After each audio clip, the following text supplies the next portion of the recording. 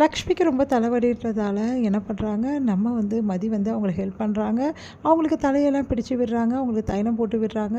அவங்கள நல்லா பார்த்துக்கிறாங்க. இது எல்லாத்தையுமே லக்ஷ்மி காலைல எழுந்தோனே அவங்களுக்கு தலைவலிலாம் விட்டுட்டோனே எல்லாத்தையும் சொல்கிறாங்க. இந்த மாரி மதி இப்படிலாம் பண்ணுவா நான் நினச்சு கூட பார்க்கல அப்படின்னு சொல்லிட்டு சொல்லிட்டுருக்காங்க. அது எல்லாத்தையுமே சுரேஷ் கேட்குறாரு. கேட்டா ரொம்ப ஆச்சரியப்படுறாரு. மதியா இது நம்பவே முடியல. எங்கள் அம்மாவுக்கு மதிக்கு பிடிக்கவே பிடிக்காது. எங்கள் அம்மாவை சுத்தமாக பிடிக்காது. மதிக்கு தானே நினச்சேன். பெரியவங்கள எடுத்தெறிஞ்சு பேசுவா. யாரையும் மதிக்க மாட்டான்னு நான் நினச்சேன். ஆனால் இப்படிலாம் பண்ணுவான்னு நான் நினச்சி கூட பார்க்கல.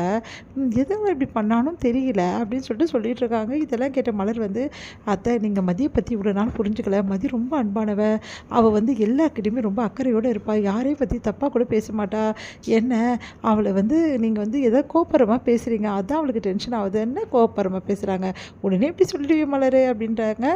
இது எல்லாத்தையுமே சுரேஷ் கேட்டுட்டு யோசிச்சுட்டே போகிறாரு. இங்கே மதியை பார்த்துட்டு மதி ஒரு நிமிஷம் அப்படின்றாரு. சொல்லுங்கள் அப்படின்னோடனே தேங்க்யூ அப்படின்றாரு. எதுக்கு தேங்க்ஸ் சொல்கிறீங்க?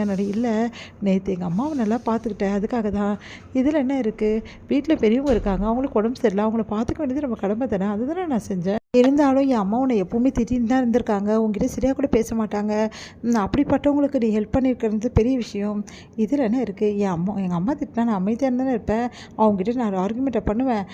அத்தை ஒரு சில விஷயங்கள் சொல்லுவாங்க, அது எனக்கு பிடிக்காது, அதனால ஆர்குமெண்ட் பண்ணுவேன். மற்றபடிலாம் எனக்கு எந்த பிரச்சனையும் இல்லை அவங்களால அப்படி சொல்லிட்டு போகிறாங்க. அது கேட்டுட்டு ஒரு நிமிஷம் சுரேஷ் யோசிக்கிறாரு. இங்கே மலர் வராங்க.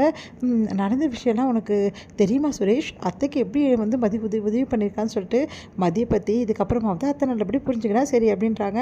அதெல்லாம் போட்டோம் அண்ணி. எனக்கு ஒரு விஷயம் மட்டும் புரியல. என்ன விஷயம்?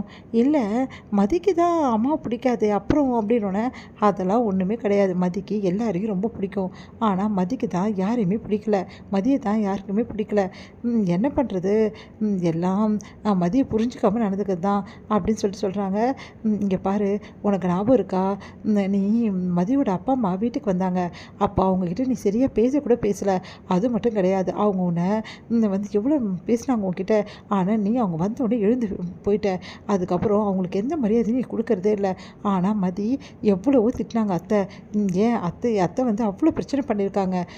ஆனால் அப்போ கூட மதி அத்தைக்கு ஒன்றுனா செய்கிறா. பார்த்துக்கோ சுரேஷ், இதுக்கப்புறமாவது மதியோட அப்பா அம்மா கிட்டே எப்படி நடந்துக்கணும்னு கொஞ்சம் பாருடா அப்படி சொல்லிட்டு போகிறாங்க. அதை கேட்டுட்டு யோசிக்கிற சுரேஷ், ஆமாம் நான் செஞ்ச தப்பு தான் இல்லை, நான் அப்படி பண்ணியிருக்கக்கூடாதுல்ல. மதியோட அம்மா அப்பாவை நானும் மதிக்கணும்ல. அவள் எப்படி என் அம்மா பார்த்துட்டு இருந்திருக்கா அப்படின்னு சொல்லிட்டு யோசிக்கிறா சுரேஷ். நான் மதியை தப்பாக புரிஞ்சுருந்துருக்கேன் இவ்வளோ நாளாக. மதி உண்மையிலே நல்லவ தான். நான் தான் அவளை தப்பாக புரிஞ்சுக்கிட்டு அவகிட்ட ரொம்ப மோசமாக நடந்துட்டு இருக்கேன் அப்படின்னு சொல்லிட்டு ஃபீல் பண்ணுறாரு. இங்கே டேய் ஃபீல் பண்ணதெல்லாம் போதும்டா விட்றா அப்படின்னு சொல்லிட்டு அவங்க அண்ணன் உட்கார்றாரு. இல்லை நான் அது எல்லாம் கேள்விப்பட்டேன். இனிமேட்டு மதி கூட ஒழுங்காக வாழ கற்றுக்கடா, மதியை புரிஞ்சுக்கோ அப்படின்னு சொல்லிட்டு அவங்க அண்ணனும் அட்வைஸ் பண்ணிகிட்ருக்காரு. இங்கே என்ன பண்ணுறாங்க, மதிக்கிட்ட மலர் பேசுகிறாங்க. சுரேஷ் ரொம்ப ஃபீல் பண்ணுறா. மதி எதுக்கு? இல்லை நீ அத்தைக்கு நிறைய உதவி பண்ணுற, இப்போ பாரு இவ்வளோ பெரிய விஷயங்கள் பண்ணியிருக்க. அதனால் சுரேஷ் ரொம்ப கில்ட்டி ஆகிட்டான். அதனால் எதனால் கில்ட்டி? இல்லை உங்கள் அப்பா அம்மாவை மதிக்கலைல்ல, அதனால தான். பரவாயில்ல விடுங்க, அவரோட குணம் அது அப்படின்னு சொல்லிட்டு சொல்கிறாங்க.